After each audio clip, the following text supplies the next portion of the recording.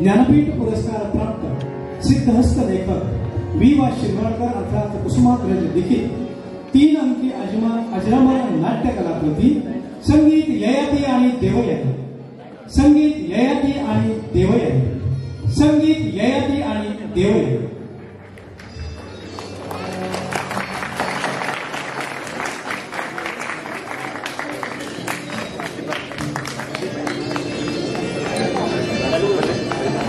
Thank you.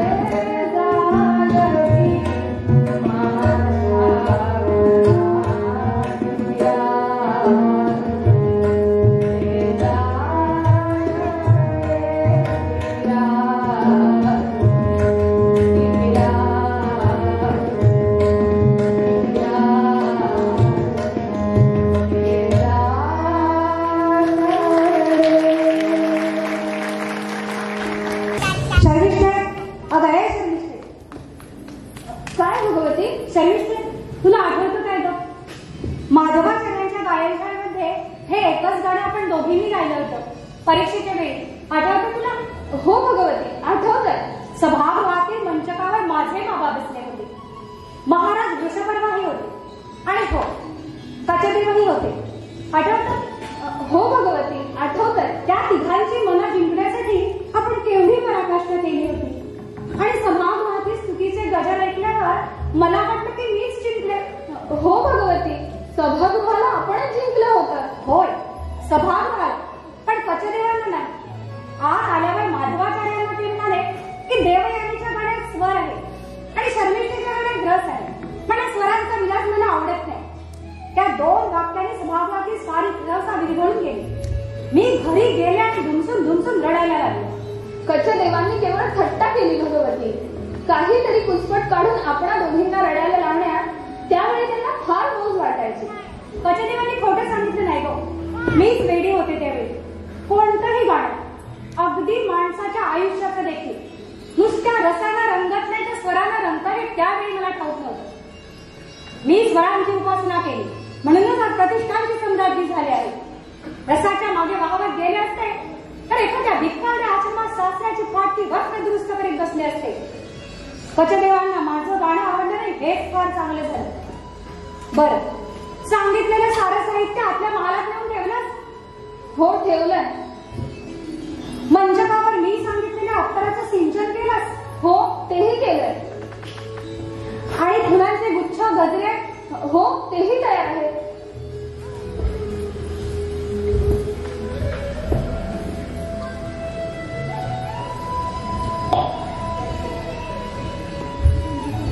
हे पहा, माझ्या स्वतःच्या हाताने गुंतलेत मी. शाबास. बटकीच्या व्यवस्थेत तुझी बरीच प्रगती झालेली दिसते शर्मिष्ठे. कधी कधी मला वाटतं दासीचे गुणच तुझ्या अंगात जन्मापासून अधिक आहेत, नाहीतर या नवीन पेशात एवढ्या लवकर रुळली नसतेस. राजघराण्यात तुझा जन्म झाला खरा, पण तुझ्या राजवंशी रक्तामध्ये बटकीच्या रक्ताची एक धारा मात्र मिसळलेली दिसते. दुष्ट, नीच, चंडाळे. असं देवयानी, आज जरी मी तुझं दास्य पत्करलं असलं तरी मी दानवेश्वराची कन्या हे मी विसरू शकत नाही. आणि तू देखील विसरू नको. नाही विसरणार.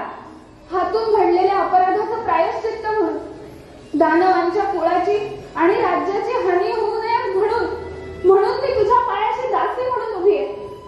पण याचा अर्थ असा नाही की मी माझा स्वाभिमान मारून टाकलाय. होय, तू म्हणालीस ते खरंय. इंद्राच्या सिंहासनापुढेही न जिंकणारे, 100 वेळा देवांना समरांगणात चिरडून काढणाऱ्या दानवकुळात शर्मिष्ठेचा जन्म झालाय. स्वाभिमानानं जगणारी आणि स्वाभिमानासाठी मरणारी जमात आहे आमची. यजमानांच्या कृपा कटाक्षावर आणि दानदेणगीवर जगणाऱ्या एखाद्या बोल. यजमानांच्या कृपा कटाक्षावर जगणाऱ्या एखाद्या बटुक्याच्या घरात माझा जन्म झाला रे. तुझ्यासारखं असंच ना? तसं नाही देवी. मतदृष्टी ठीक आहे माझी. जे मनात नाही ते बोलून गेले. हलका दरिद्री अक्कासारखं सत्याचं केव्हा तरी बाहेर येत आणि माणसाला आपलं प्रकरण सोडतं. तू म्हटलंस तेच खरं. माणसाचं मन म्हणजे पाताळापर्यंत पोचलेली भयानक विहीर. ज्या विहिरीत तू मला लपून दिला होतास ना, त्या विहिरीसारखी. नाही देवाची, खरं नाही. पुन्हा नाही. चुकले मी भगवती. भयानक खोल विहीर, काळात मरलेली, मेलेल्या पक्ष्यांच्या पिसांनी आणि दुचाकेटांनी दाटलेल्या विहिरीसारखी. आणि वरून एखादी देवाची आग पडते आणि पाण्यावरील कालफूट बाजूला होय, आतलं कालफूट बाहेर पडते. असंच आज तुझ्या शब्दाने कालफूट बाहेर पडणार. असं ना तुझ्या मनातील माझं कालफूट बाहेर पडणार. पण मला समाधान आहे. तुझं मन अजून जिवंत आहे, तुझा स्वाभिमान अजून धगधगतो आहे, याचं मला समाधान आहे. कारण नागिन जोपर्यंत जिवंत आहे, जायबंदी आहे, तोपर्यंत तिच्या तोंडावर टाच होऊन उभराण्यात मौज असते. शर्मिष्ठे, दासीपणाचं सोंग तू फार लवकर सजवलं होतंस, त्यामुळं माझं समाधान कमी व्हायला लागलं. पण बरं झालं, तुझ्यामधली राजकन्या क्षणभर जिवंत झाली. डोळ्यातून निखारा आणि तोंडातून गराळ ओकलीस. फार छान. शर्मिष्ठे, आता तरी लक्षात येत आहे का? क्षात्र तेज जेव्हा संतप्त होतं तेव्हा फार फार शत्रूंचा संहार होतो. पण ब्रह्मतेज जेव्हा क्रोधानं धगधगू लागतं तेव्हा त्रैलोक्यातील सारा प्रपंच गवताच्या गंजीसारखा जळायला लागतो. यजमानांच्या कृपा कटाक्षावर आणि दानदेवीवर जगणाऱ्या भिक्षुकांची करामत आणि कमाई आहे, समजलीस? देवी, मर्यादेचं उल्लंघन करून जे बोलायचं नाही ते मी बोलून गेले. मला क्षमा करा. आपण उदार आहात, दयाशील आहात. मी तशी काहीही नाही. उदार, दयाशील, मूर्खांचे, लंपटांचे आणि निष्ठाहीनांचे सद्गुण आहे ते. देवयानीजवळ क्षमा नाही, श्रद्धेची प्रतारणा करणारा ते फसवा औदार्य नाही. तरी पण आज आमच्या या मिलनाच्या आनंदाच्या क्षणी मी तुला क्षमा करायला तयार आहे. पण एका अटीवर. ठेव माझ्या पायावर डोकं आणि कर प्रतिज्ञा. म्हण, दानवांच्या हलकट कुळात. काय? हो, अगदी या शब्दात.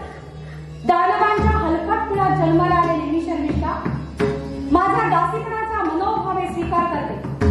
दासीपणाला न शोभणारे शब्द माझ्या तोंडून यापुढे कधीही बाहेर पडणार नाही.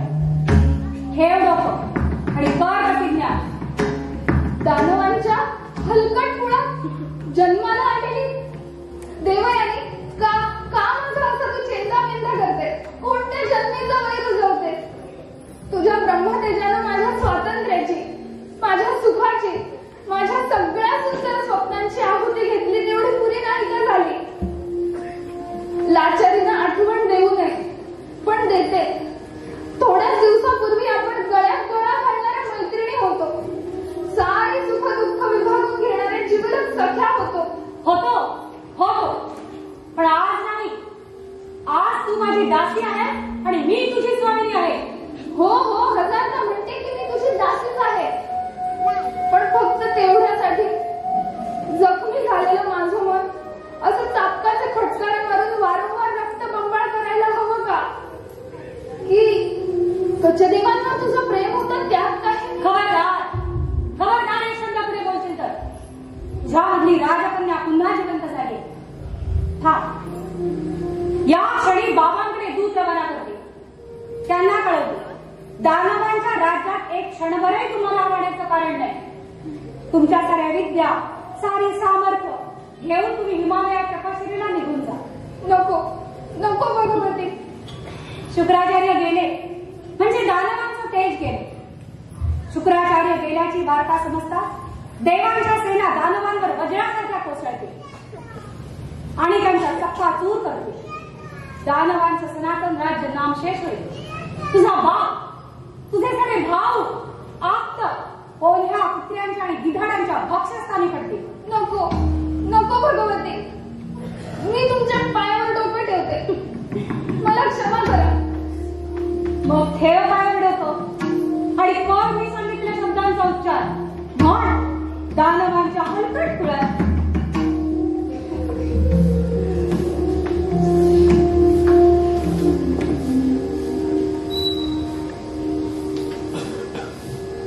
दानवांच्या हलकट कुळात जन्माला आलेली मी शर्मिष्ठा आपल्या दासीपणाचा मनोभावानं स्वीकार करते. दासीपणाला न शोभणारे शब्द पुन्हा माझ्या तोंडून कधीही बाहेर पडणार नाही. तुझा सरळ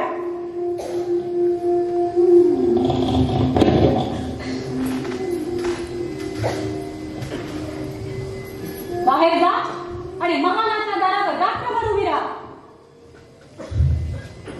म्हणे कचदेवांवर तुझं प्रेम होतं. होय होत.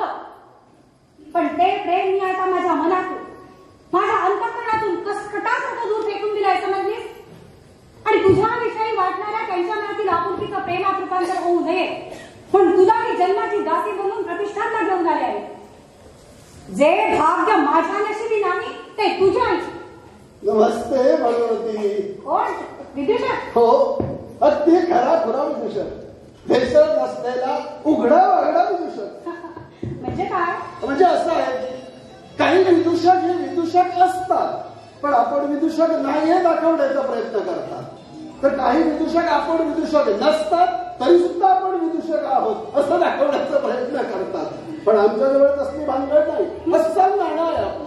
वृत्तीने विदूषक, वेशानं विदूषक आणि पेशानंही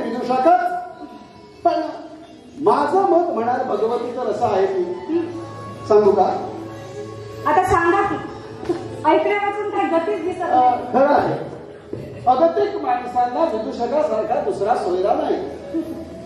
तसं पाहिलं तर जगात सगळी माणसं विदूषकच असतात. पेटलेली माणसं, विकलेली माणसं, रडणारी माणसं, हसणारी माणसं, गाजणारी माणसं, लाजणारी माणसं, सिंहासनावर बसलेली माणसं आणि कुकीरड्यावर पडलेली माणसं, सारी आमच्याच प्रांतातली.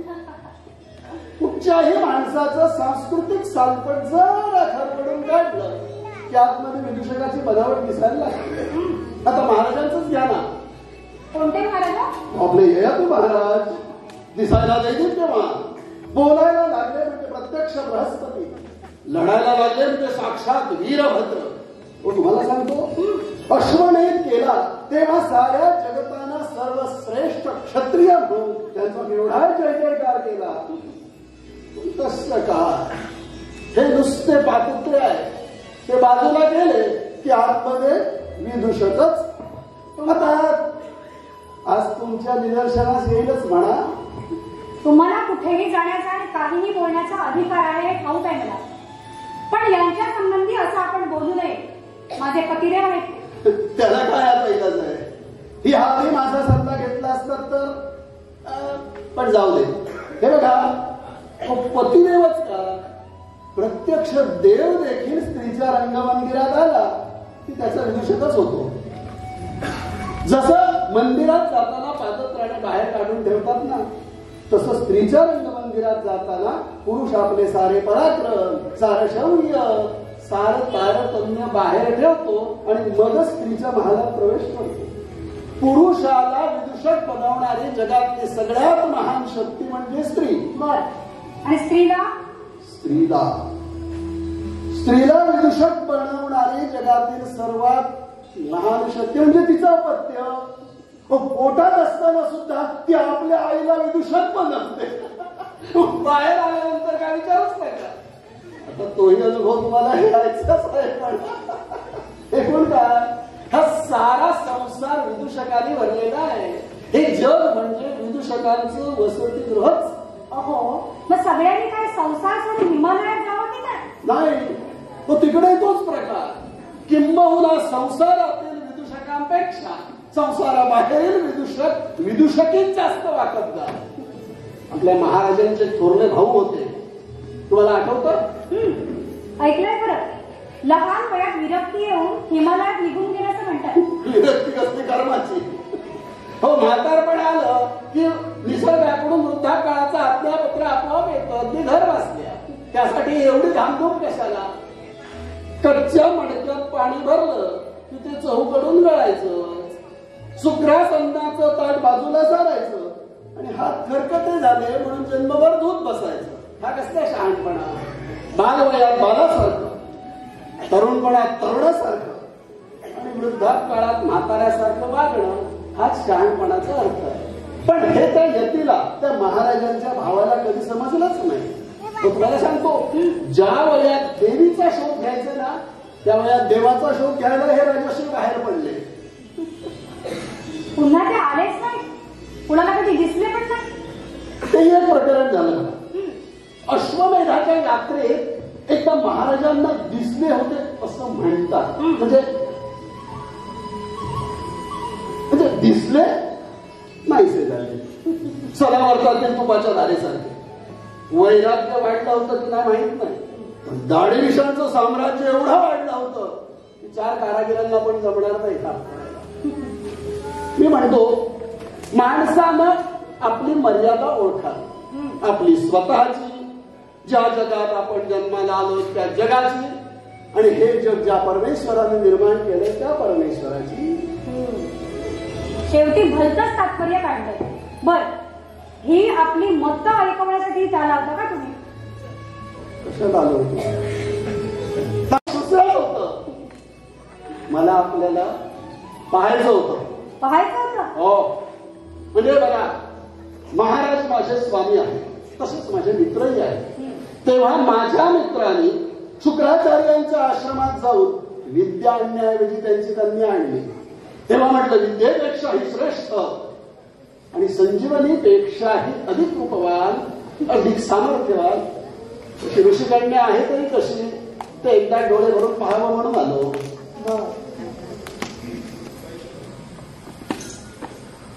पण काल परवा तर आपण भेटलो, तुम्ही मला पाहिलं पण आपलं बोलणं देखील झालं. हो, काल परवा पाहिलं ते वधू वेशात. आणि तुम्हाला सांगतो भगवती, वधू वेशा इतकी फसवीची या जगात दुसरी कुणीही नसते. तुम्हाला सांगतो, डोक्यावर मुंडावळ्या बांधून एखादी म्हैस म्हणजे खरी म्हैस सुद्धा जर बोहल्यावर उभी केली तर ती देखील सौंदर्यात तिलोत्तमा आणि वृत्तीनं गोगलगाय दिसते. तुम्हाला सांगू नये, आम्हाला स्वतःला हाच अनुभव आलाय आमच्या 5व्या लग्नात. काय म्हणता का? हो, खुऱ्या म्हशीची गाठ पडली की काय? खऱ्या म्हशीनं सुद्धा हे प्रकरण पाहून तोंडात मोठं घातलं. म्हणजे जे काय करायचं ते केलं असतं. बोहल्यावर उभी होती तोपर्यंत असं वाटत होतं की परमेश्वरानं सौजन्याची आणि शारीरिकेची भेडी ही तयार करून आमच्या समोर ठेवली होती काय. पण कसं काय, बोहल्यावरून खाली पाय ठेवला मात्र आणि आमच्या आयुष्यातील अरण्यकांडाला सुरुवात झाली.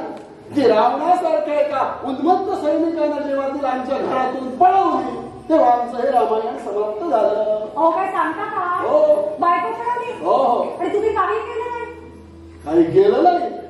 मी गप्प बसतो की काय? मी परत 6वं लग्न केलं. परत तीच अवस्था. हो, आम्ही लग्न करावं आणि कुणीतरी आमच्या घरात घुसून आमची बायको पळवावी, एक सामाजिक रूढच निर्माण होती. पण मी म्हणतो, या बायका लग्नापूर्वी का पळवण्यासाठी अस्तित्वात नव्हत्या? पण नाही. काही बेटे तब्येतीनं असे विचित्र असतात ना, त्याला झाडावरची कैरी मुळे चालतच नाही. ती कोणाच्या तरी आडीत जाऊन पडली रे पडली, यांची नजर तिच्याकडे गेलीच म्हणून समजा. पुढे या समाज सेवेला आम्ही कंटाळलो आणि विदूषक झालो. म्हणजे खरे विदूषक झाला. हा, पण यापूर्वी मी एका पाठशाळेत शास्त्री होतो बरं का.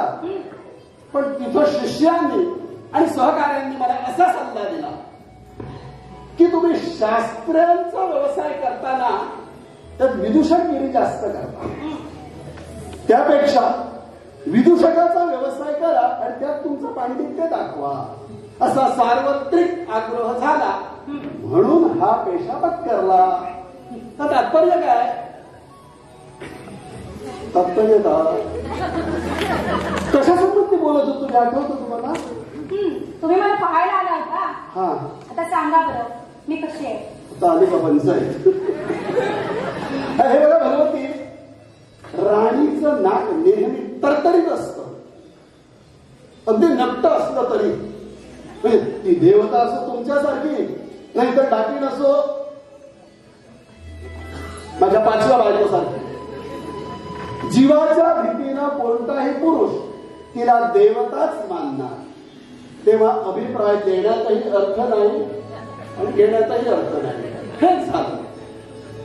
पण माझं इथे येण्याचं कारण दुसरंच होतं. हो, मग मगापासून 5 वेळा सांगितलं ते खोटच करत. बरं, आता दुसरं कारण कोणतं सांगा बघू. दुसरं कारण, हा, आपले ययाती महाराज कुठून तरी आले आणि कुठेतरी गेले. तेवढ्याच उंच उंबरट्यासारखा मी त्यांच्या वाटेत आडवा आलो तेव्हा ते मला म्हणाले, मित्रा, माझी प्रिया राजवाड्यात माझी वाट पाहत असेल. मला यायला थोडा विलंब झाला म्हणून कदाचित ती रागाने खिन्न होईल. तेव्हा तू तिथं जा आणि थोडं मूर्खासारखं नेहमीसारखं काहीतरी बोलून तिचं चित्त प्रसन्न कर. आतापर्यंतच्या बोलण्यानं माझं चित्त प्रसन्न करण्याकरता केलेल्या प्रयत्नातून आपण संतुष्ट झाला असाल तर ठीक, नाहीतर काय? डोकं काम देईन असं झालं की विदूषकाला शारीरिक विनोदाचा आश्रय घ्यावा लागतो. आपण म्हणत असाल तर थोडे अन्नविक्षेप करून दाखवतो. विदूषका तुमच्या पुढ्या मारण्याच्या तयारीत होतो, पण आता त्याची आवश्यकता नाही. ज्यांना आपल्या समोर आयुष्यभर उड्या मारायच्या आहेत ते आपले पतिदेव, प्रतिष्ठानचे सम्राट, राजाधिराज ययाती महाराजच इकडे येत आहे. यावं यावं महाराज यावं. अगदी वेळेवर आला. मी आता उड्या मारण्याच्या बेतात होतो. असं हो. मग आतापर्यंत काय करत होता? आतापर्यंत पोलांट्या मारण्याच्या तयारी होतो. पण आता म्हटलं थोडे काही शारीरिक विनोद करून दाखवावे, कारण आपण येईपर्यंत हा दुर्ग लढवायचा होता ना. असं मग तू जा आता. महाराज, आपण म्हणत असाल तर थोडा वेळ माझी इथं राहण्याची तयारी आहे. नाहीतरी घरी जाऊन काय मोठं सुख मिळणार आहे मला. त्यापेक्षा आपण इथंच रात्रभर गप्पा गोष्टी करत बसू. नाही मित्रा, विवाहाच्या पहिल्या रात्री तुझ्याबरोबर गप्पा करणे एवढा मी अरसिक नाही. महाराज हे बघा, रात्र जशी आज आली तशी उद्या येणार, परवा येणार, तेरवाही येणार. पहिला भाग संपला की जसं पक्वान न येतं तसं दिवस संपला की रात्रही यायची. त्याचं एवढं कौतुक कशाला. पण आज सकाळी ईशोपनिषदातील पहिल्या सूत्रावरचं काव्य वाचलं. त्या संबंधित काहीतरी चर्चा करण्याकरता आपण राजे असल्यामुळे सर्वे गुणा कांचन या न्यायानं आपण विद्वान आहातच. महादेवीच्या माहेरघरी तर ज्ञानाची सदावर्ती उघडलेली. तेव्हा आत्मा आणि शरीर या संबंधाने काही चर्चा. तो संबंध तुला जर कायम ठेवायचा असेल तर तू आता इथून निघून जाणंच आहे चांगलं. नाहीतर हे या अगोदरच सांगितलं असतं तरी गेला. आपली आज्ञा शिरसावंदे. भगवती, आपली देखील आज्ञा. महाराज माझे मित्र आहेत. महाराजांचं मन म्हणजे पिंजऱ्यात बंदिस्त करून ठेवलेला सिंह, डोंगराच्या गुहेत अडकलेलं वादळ ते आपल्या पदरात टाकतो. मोठी जबाबदारी आहे. सिंह आणि वादळ पदरात घेऊ म्हणता. हे बघा, विवाहित स्त्रियांचे 4 प्रकार असतात. एक क्षण विदूषका. हो, फक्त एक क्षण. हे बघा, अधमा स्त्री ती जी नवऱ्याचं मनही सांभाळत नाही आणि शरीरही सांभाळत नाही. कनिष्ठा ती जी नवऱ्याचं शरीर सांभाळते पण मन सांभाळत नाही. मध्यमा ती जी मन सांभाळते पण शरीर सांभाळत नाही. आणि वरिष्ठा ती जी नवऱ्याचं मनही सांभाळते आणि शरीरही सांभाळते. तू आता जातोस? हो. परमेश्वर आपल्या पाठीशी सदैव राहो. पण फक्त दिवसा बरं का महाराज.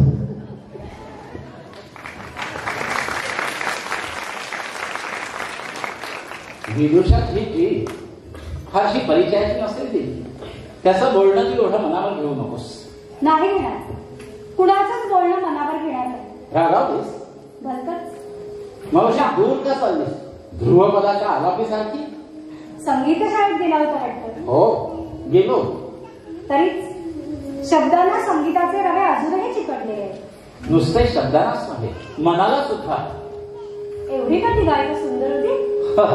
गायिकेच्या सौंदर्याकडे कोण पाहत? श्रेष्ठ संगीताच्या मैफिलीमध्ये गायक आणि श्रोता दोघेही आपले देहभाव सायंकालच्या प्रकाशाप्रमाणे अभावात विलीन करून टाकत असतात. गायक जगत असतो स्वरानं आणि श्रोता जगत असतो श्रुतीनं. गायिका एवढी का सौंदर्यवती असते? अरे, स्वर आणि सौंदर्य यांचं कधी सर्गीचं नातं नसतंच मुळी. असं मग आश्रमातील माधवी कुंजाजवळ माझ्या गाण्याची मनसोक्त स्तुती केली ती खोटीच वाटतं की माझ्या सौंदर्याची स्तुती केली ती खोटी नाही का? मुळे अगं, विधात्याच्या काराकारामध्ये काही ठराविक नियमानुसार माणसाच्या जन्माची जडणघडण होत असते, खरंय. पण नियम ही गोष्ट अशी आहे की परमेश्वराला सुद्धा तिचा कधीतरी कंटाळा आल्याशिवाय अशा वेळी तो निर्मितीची सारी सूत्र, सारे नियम, सारी गोष्ट दूर टाकतो आणि सर्व संकेतांना झुगारून देणारं असं अलौकिक काव्य जन्माला घालतं. खरं सांगू, माझी देवयानी म्हणजे असंच एक अलौकिक काव्य. वारे माग स्तुती केली म्हणजे मी हुरळून जाण्याचं वाटतं आपल्याला? मुळीच नाही. या स्तुतीची जात ठाकूरपी ठाऊक आहे बरं. प्रेमशास्त्रातील अध्यापकानं हा मंत्र आपल्याकडून पाठ करून घेतला असेल एखाद्या राणीच्या रंगमहालात जाऊन म्हणण्यासाठी. आजवर अनेक जणांनी तो ऐकलाही असेल. पण शब्दाचे अंतर शिंपडून हुरळून जाण्यातली मी नाही बरं. शुक्र जगातील सर्वश्रेष्ठ बुद्धिवंतांची ती कन्या आहे, ठाऊक आहे ना आपल्याला? हो ठाऊक, पण या महालात येताना विसरलो. आणि मला वाटतं आपल्या स्त्रीच्या महालात जाताना प्रत्येकाने हे विसरलंच पाहिजे. अगं मला सांग, नवरा बायकोच्या एकांतामध्ये जर बायकोचा बाप सारखा डोकावू लागला तर मग त्याला एक पाऊल सुद्धा पुढे टाकणं कठीण होईल. खरंच का रागावलीस? मी रागावले हे कळायला एवढा वेळ लागला. मला वाटतं आता रागाचं कारण कळता कळता सारी रात्र निघून जाईल. हे बघ, संगीताच्या मंडपातून प्रेमाच्या मंदिरात जावं आणि म्हणून संगीत शाळेत गेलो. संगीत, स्त्री, शस्त्र अशा गोष्टींच्या बाबतीत माझ्यासारखा स्वच्छंदी माणूस रममाण होतो हे खरं आहे.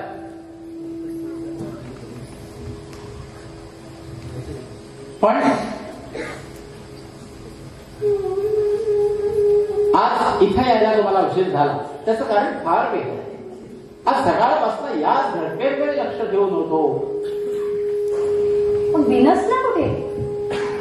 हे बघ, आज सकाळपासून पुरोहितांच्या सान्निध्यामध्ये धर्मकार्य करता, राजकारणाचा विचार करता, मंत्र्यांच्या मेळाव्यामध्ये आणि युद्धाचे आराखडे आखताना सेनापतींच्या सहवासामध्ये सर्वकाळ तुझी स्फूर्ती होती. अहो, मग विनसला कुठे?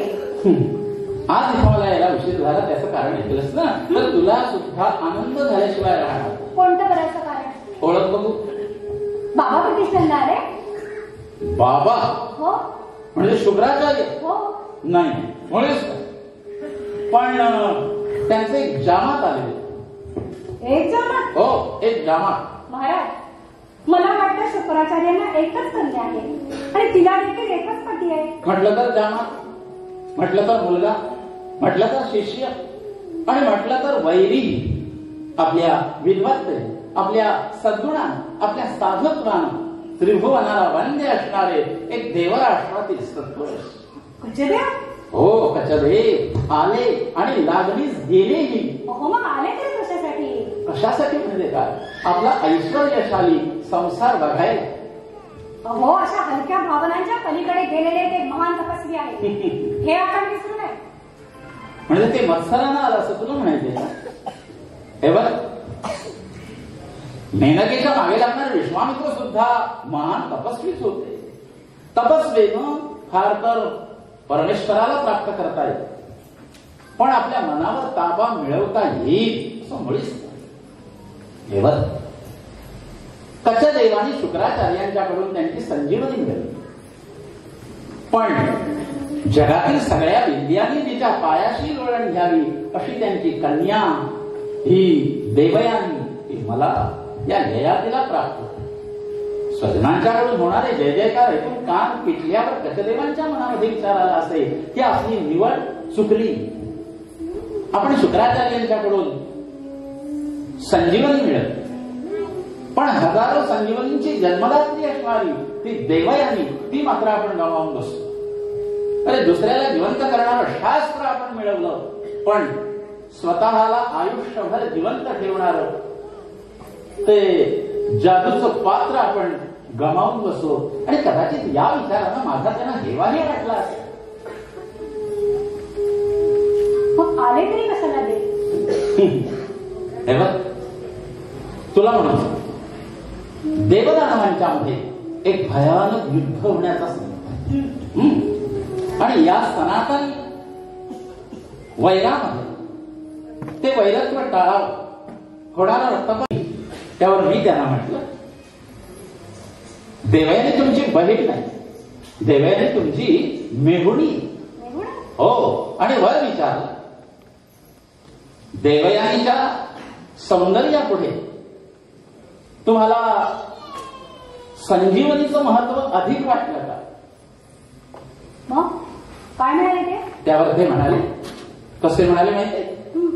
खडकावरती आदळणाऱ्या समुद्राच्या लाटेप्रमाणे खळखळून हसले आणि म्हणाले, सौंदर्याचा आस्वाद घेण्याची दृष्टी परमेश्वरानं आम्हाला दिलीच.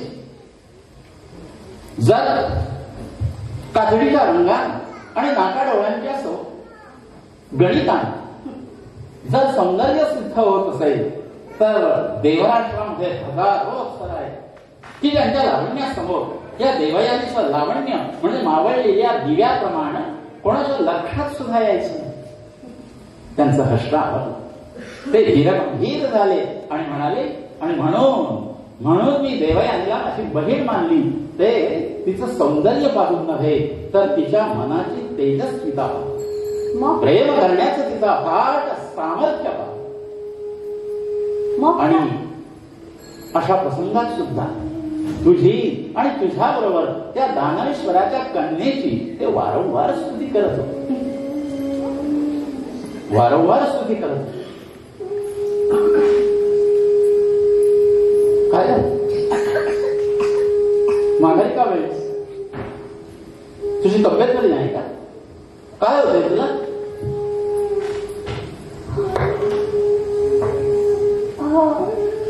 काय होतं? गप्प काय झाले? मला जरा भोवळासारखं वाटतंय महाराज. मी राजवैद्याला बोलावू का? नको. दासी नको. दासी नको महाराज. कालच्या समारंभाचा क्षीण झालाय मला. मी आतल्या महालात जाऊन विश्रांती घेते. मी येऊ का? नको. कोणालाही आत पाठवू नका.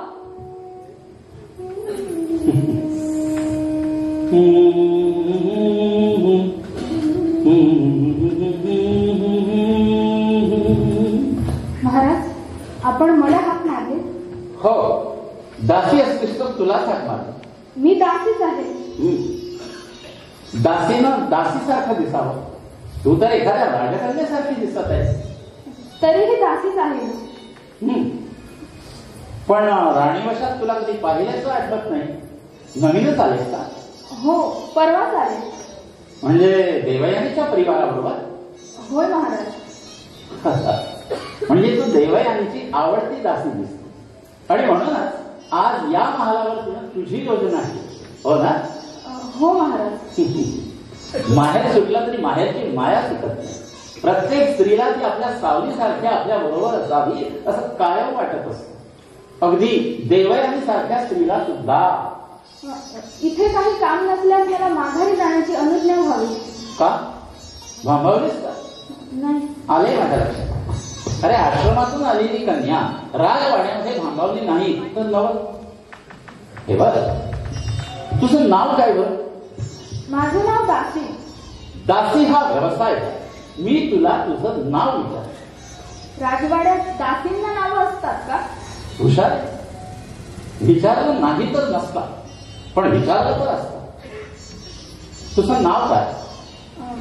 मला क्षमा म्हणतात. क्षमा. क्षमा. गोड सुंदर तुझ्या रूपाचा. क्षमा. क्षमा. क्षमा. क्षमा. हे काय महाराज? मी तुझ्या नावाचा जप करतोय असं बेस नाही. हे बघ, नुकतंच कुठं तरी हे नाव मी ऐकले. काय बरं ते? क्षमा. क्षमा. शर्मिष्ठा. हो, शर्मिष्ठा. दानवेश्वराची कन्या शर्मिष्ठा, हो ना? हो. मला आता माघारी जाण्याची परवानगी असावी. ठीक, जा. थांब. काय महाराज? सेवकाला द्राक्षार्काचे पेढे आणायला सांगितले. जरा घेऊन येते. हो. जा.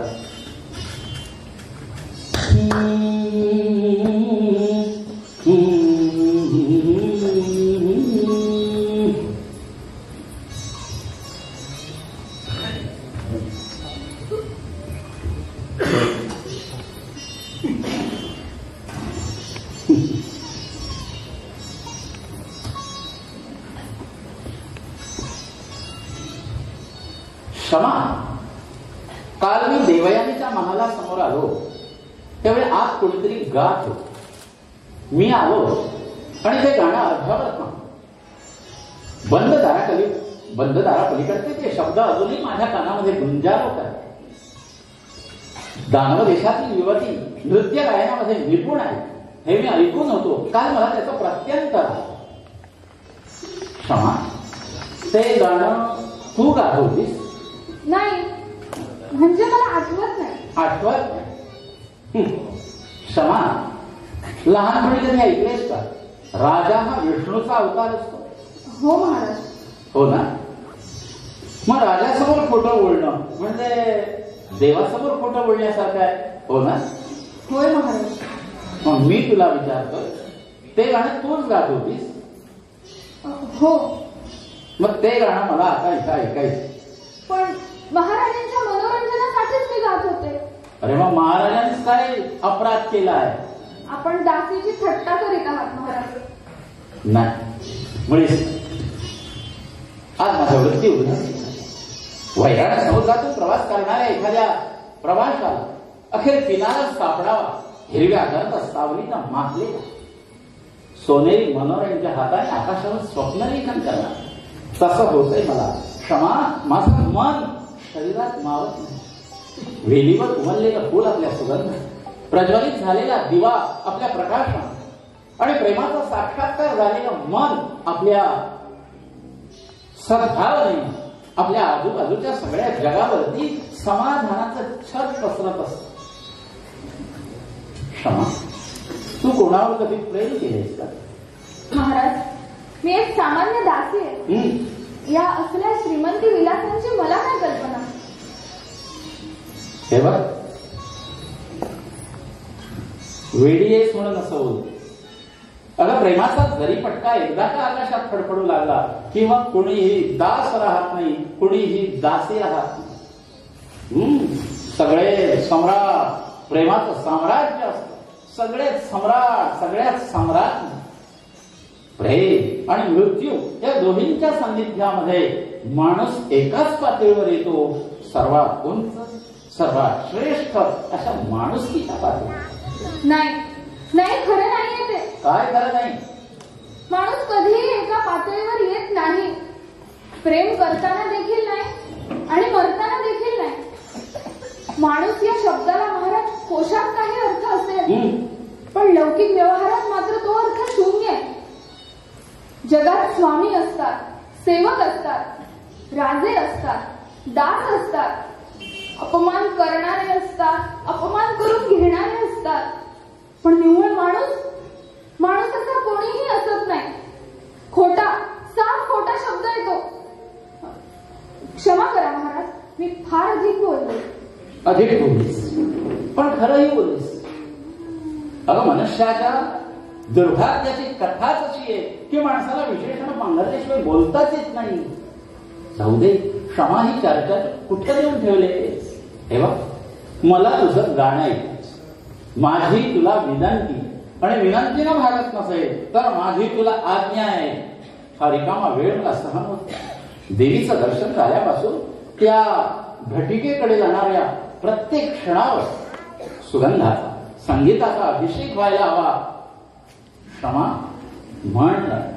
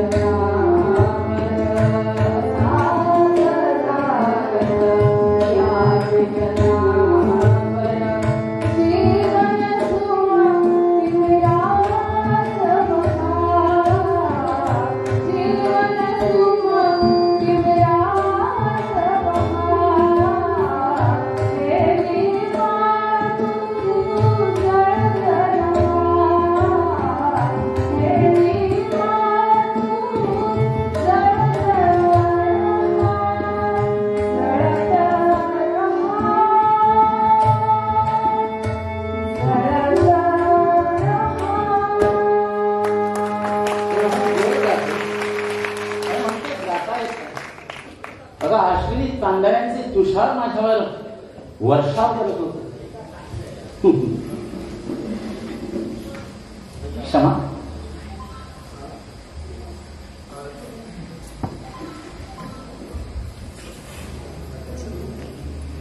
किती छान गाणं म्हटलंस. हे जर देवयानीनं ऐकलं असतं ना तर तिला फार आनंद झाला असता.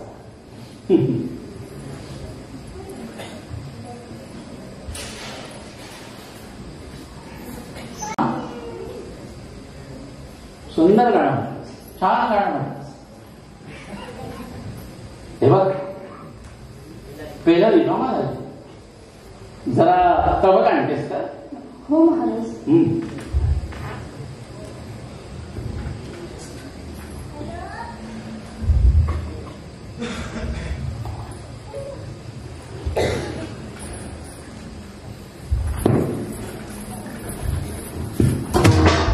ही दंडीची दासी एवढे नायक तुझ्या सम्राटापुढे गाते आणि त्या कालकुटाचे पेलेकांना भरलेले दास नाही म्हणत.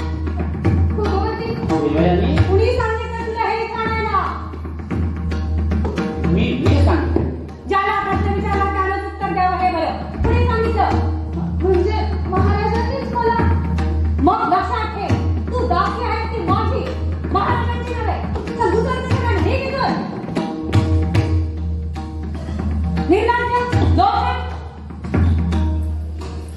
देवयानी एवढा संतापायला काय? तुम्ही मद्य घेतलं? हो घेतलं. मला जाण्याची परवानगी असावी. जाण्याची परवानगी?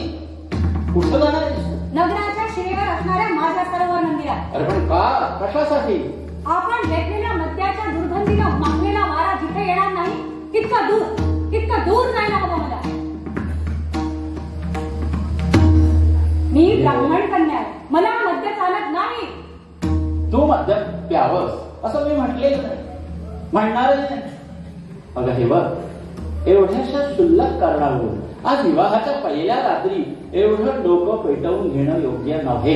हे बघ, माझ्याकडनं काही अपराध झाला असेल तर मला क्षमा करून मी माझा धर्म मानते आणि प्रेम मानत नाही. धर्म ऐकत प्रेमाची महत्व असे नाही ठेवले, पण ते धर्माच्या पायरीपर्यंत पोहोचू शकत नाही. धर्माच्या ती पहाडा करणारी दासी कोण आहे? कोण आहे? दानव राज्याच्या अधिपती महाराज वृषपर्णाची मुलगी आहे ती शर्मिष्ठा. शर्मिष्ठा? दानवेश्वराची कन्या शर्मिष्ठा? हो, माझ्या घराची दासी म्हणून उभी आहे. देवयानीचा अपराध केला गेला.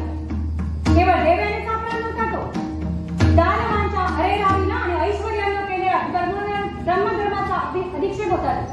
त्याचा प्रायश्चित्त मी दिलेला प्रायश्चित्त भोगते आहे ती.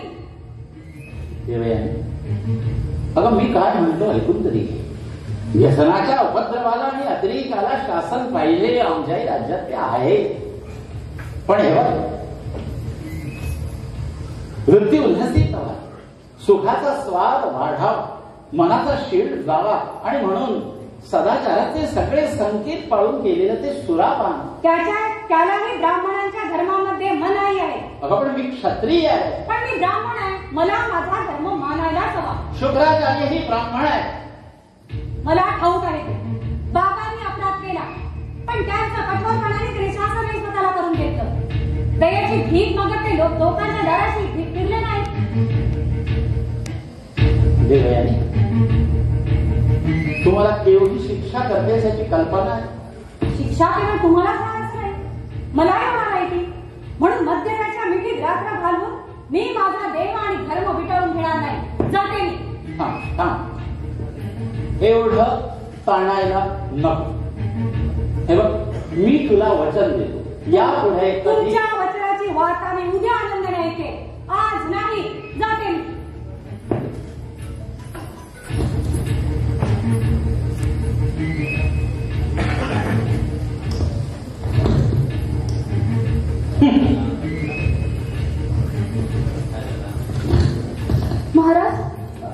रागाने बाहेर निघून गेल्या.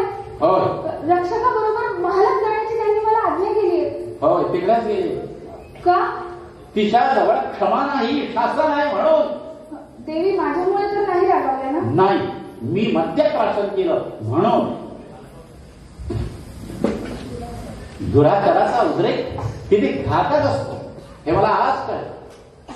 अरे सद्गुणांच्यामुळे माणसाच्या मनाचे जर दगड होत असतील तर आग लागो साऱ्या सद्गुणांना आणि दुराचाराला. आपणही रागावलात महाराज? कदाचित असेल. माझं डोकं सैर भैर झालंय, मला काहीही सुचत नाही. महाराज, आज जरी मी भगवतींची दासी असली तरी पूर्वीची त्यांची मैत्रीण आहे, अगदी लहानपणापासूनची. त्यांचा स्वभाव मला ठाऊक आहे. त्या तापट आहेत, आग्रही आहेत. वृत्ती प्रक्षुब्ध झाली म्हणजे वादळासारख्या उसळतात. पण हे त्यांचं नेहमीचं रूप नव्हे. त्यांचं मन स्फटिकासारखं निर्मळ आहे. त्यांची मैत्रीण म्हणून, त्यांची दासी म्हणून मी आपल्याला विनंती करते, त्यांचं हे बोलणं वागणं आपण मनावर घेऊ नये. क्षमा? शर्मिष्ठे? शर्मिष्ठा? हो, समजलंय मला. समजलं? हो, तिने स्वतः सांगितलं. आपल्या निर्दय धर्मनिष्ठेचा पुरावा मला कळले. तू दानवेश्वराची कन्या आहेस. दानवेश्वराची वृषपर्वेची कन्या आहेस. तिचं आणि तुझं आश्रमामध्ये काहीतरी झालं होतं हे मला ठाऊक होतं. पण तिनं तुला माझ्या दाराशी आणून ठेवलंय हे मात्र मला ठाऊक होतं. अगं, तुझ्या सर्वस्वाचं बलिदान घेणाऱ्या त्या देवयानीची तू तरफदारी करतेस. किती उदार आहेस राजकन्ये. महाराज, भगवतींनी आपल्याला जे काही सांगितलं ते आपण विसरून जावं अशी माझी आपणापाशी विनंती आहे. ठीक, असा कुठचाही विचार करण्यासाठी माझं मन समर्थ नाही. तुम्हाला एक काम करशील? हो. सेवकाला बोलावं. हो महाराज.